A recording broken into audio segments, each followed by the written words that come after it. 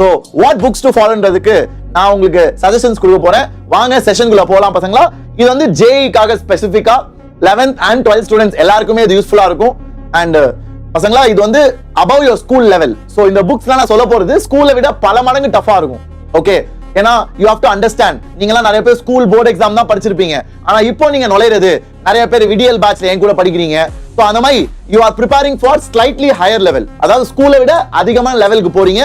So அதுக்கு I hope you are ready. ஏன்னா இது எல்லா புக்ஸும் நான் ஷேர் பண்ண போறது ஸ்கூலை விட ரொம்ப ரொம்ப டஃபா இருக்கும்.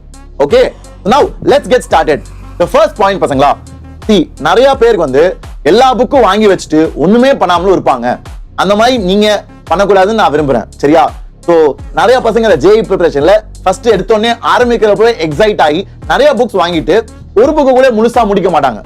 அதனால என்னோட சஜஷன் பசங்களா, நீங்க கோச்சிங் சேர்றீங்களா, உன் ஸ்கூல்ல இல்ல ஆஃப்லைன்ல ஆன்லைன்ல ஏதோ ஒண்ணு எங்கனாலும் சேர்றியா, அந்த கோச்சிங் மெட்டீரியலை ஃபர்ஸ்ட் சால்வ் பண்ணு.